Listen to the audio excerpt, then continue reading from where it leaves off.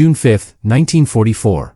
The American Air Force and Navy have departed to liberate France from German occupation. But the first target of the paratrooper team is to destroy the German radio jamming tower at the old church in the seaside village of Ciel Blanc by 6 a.m. Because if the tower remains active, the Air Force won't be able to enter. The team is led by Sergeant Rancin, and the field elite will be led by Ford. However, things don't go as planned. They fail to land properly because many planes are shot down by the Germans as they enter enemy territory. Some die before emergency landing can be made.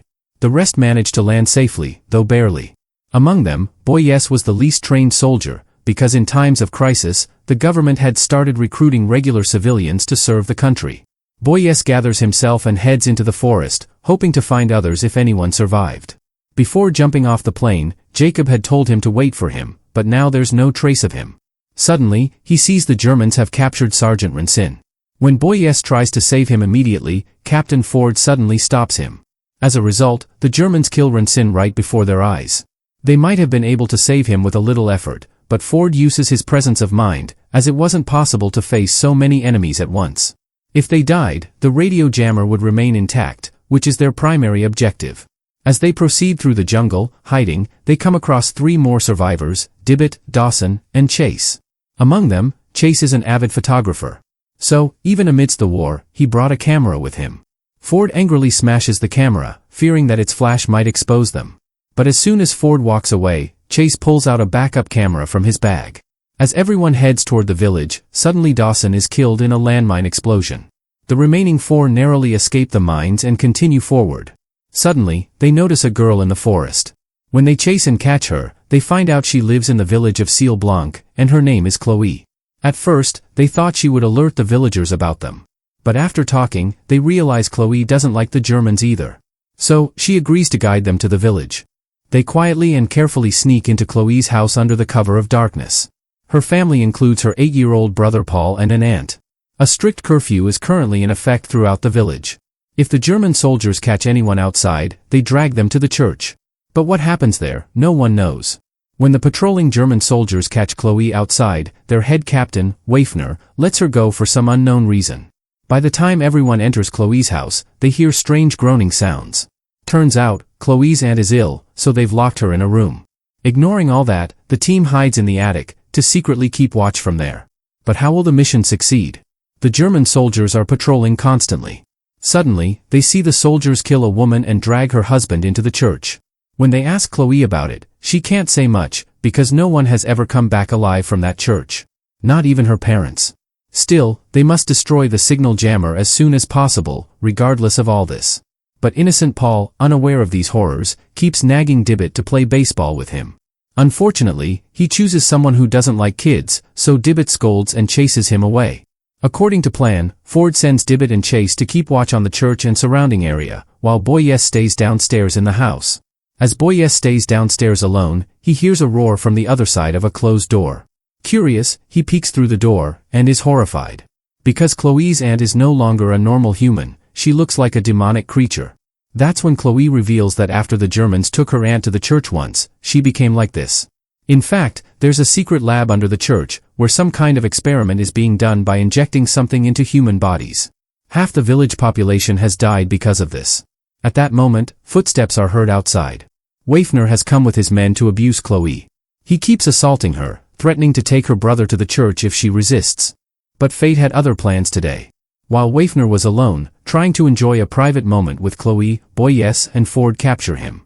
But after searching his body, they find nothing except a fancy lighter. Then they bring Waifner up to the attic and begin torturing him. Meanwhile, Ford sends Boyes to go find the other 2. Boyes quietly proceeds through the darkness. The church is heavily guarded by German soldiers, with searchlights covering every corner.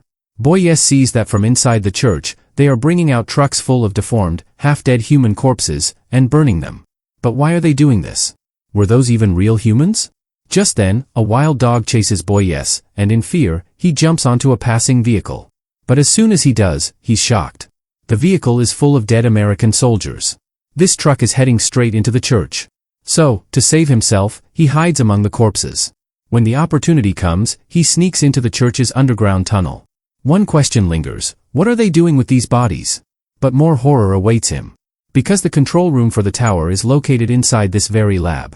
Avoiding everyone's eyes, Boyes reaches a spot and hears faint demonic screams coming from the other side of a wall.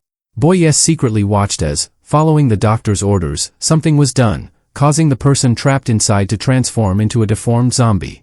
When Boyes went deeper into the research lab, he saw that blood, plasma, and certain chemicals were being mixed to create a strange liquid.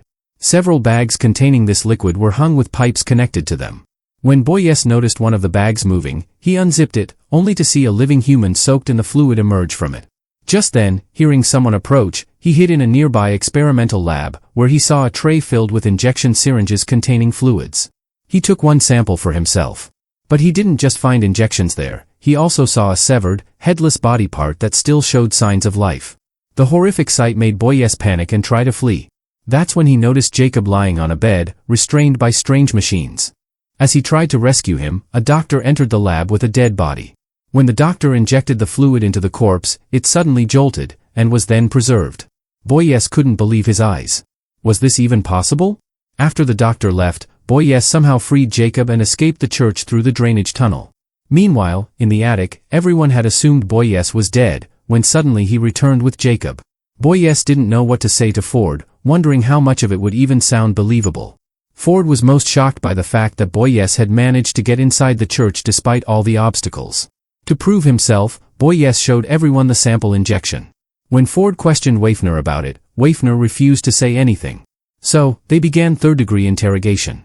With only an hour left until 6 a.m., they decided to use Waifner as bait to complete their mission. Ford ordered Chase to bring Waifner down. Chase had assumed he was unconscious. But Waifner tricked him, snatched a gun, and shot Chase. Though the others arrived quickly, it was too late to save Chase. Everyone was devastated, especially Boyes. Then Boyes suddenly remembered the fluid-filled injection lying nearby. He injected it into Chase's body, and Chase suddenly sat up. He felt no pain and had gained inhuman strength. Everyone was shocked. How was this even possible? Then Chase began to behave like a madman, and in agony, snapped his own neck. His body was changing every moment. Chase grabbed Boyes by the throat and lifted him up. Even when Ford riddled him with bullets, it had no effect. Finally, Boyes crushed Chase's head and ended him permanently. While everyone was busy trying to control the situation, Waifner took the opportunity to escape with Paul. Gunfire erupted between both sides. Even though they managed to flee with Paul, one of Ford's bullets shattered Waifner's jaw. This sudden turn of events sparked conflict among the team. Ford's priority was to destroy the radio tower. But Boyes believed they were responsible for Chloe's brother being in danger. So, it was their duty to save Paul. And since he already knew the way into the lab, they could rescue Paul and destroy the church and radio tower with explosives. 2 birds with 1 stone. Finally, Ford agreed to the plan and told Boyes to lead the mission. He warned them, though, the chances of surviving this plan were 0. But they were ready to die for their country. The planning began. Chloe would distract the guards at the church gate and lure them to one side. Meanwhile, from the nearby ruined chapel, Jacob and Dibbit would provide cover fire to make it look like an attack was happening from the outside. Taking advantage of the diversion, Chloe, Ford, and Boyes would enter the lab through the old eastern drainage tunnel. Meanwhile, in agonizing pain, Waifner arrived at the lab and, seeing 2 untested injections in front of him, injected both into his body. All his pain vanished instantly, and his wounds began to heal rapidly. Now, it was time for revenge. Following the plan, Chloe drew the guard commander's attention and lured him. Ford knocked him down, tied his hands to the motorcycle handle, shoved a bomb into his mouth, sealed it with duct tape, and sent the explosive-loaded bike toward the German base. When the guards couldn't figure out what had happened and removed the duct tape from his mouth, it was too late. The explosion went off. Then Dibbit and Jacob took care of the rest. While everyone rushed outside in the chaos, the 3 of them slipped inside. Chloe went searching for Paul, and the other 2 ran toward the control room. Only 20 minutes remained. Ford killed the control room commander and sent Boyes to the lab to plant explosives. Meanwhile, a soldier tried to deceive Chloe and kill her, but Boyes saved her and went to the lab to look for Paul. Unbeknownst to them, an experimental zombie had broken free. Jacob, from his post, helped Chloe rescue Paul and send him outside. Boyes then proceeded to plant the explosives in the lab. But while trying to escape through the drainage line, the zombie grabbed Chloe and hurled her. Barely surviving, Chloe escaped, grabbed a flamethrower, and burned the zombie to death. Meanwhile, a new danger appeared. Just as Ford was about to leave after setting the explosive timer, Waifner, burning with revenge, arrived to settle the score. He brutally tortured Ford and destroyed the timer in the process. When Ford tried to shoot him, Wafner broke his arm and pierced an iron rod through his chest, leaving him hanging. Meanwhile, the lab doctor attacked Boyes, but Boyes somehow overpowered and killed him. Outside, Chloe and the others tried to escape, and Dibbet risked his life to save Paul. The same man who couldn't stand children was now ready to sacrifice himself for one. As Chloe and Jacob provided cover fire to get Paul to a safe zone, Dibbet was shot. Back in the lab, Ford was writhing in agony. Wafner was taking revenge for every blow with interest. Showing the injection, Wafner said that the French government had no idea about the strange tar-like substance beneath their land, but German science had put it to use in creating superhuman soldiers. Just then, Boyes rushed in, firing bullets to save Ford, but nothing worked. Wafner flung Boyes like a ragdoll, then unlocked all the zombie soldiers in the lab to attack him. Left with no choice, Ford injected the fluid into himself. Now the battle would be between equals. A fierce life-or-death fight broke out between the two. At one point, Ford cleverly rolled a cylinder toward Wafner, and when Boyes shot it, there was a massive explosion. Though both survived, Ford began to feel a strange change within himself. So, he tricked Boyes into stepping beyond the tunnel gate and then locked it from inside.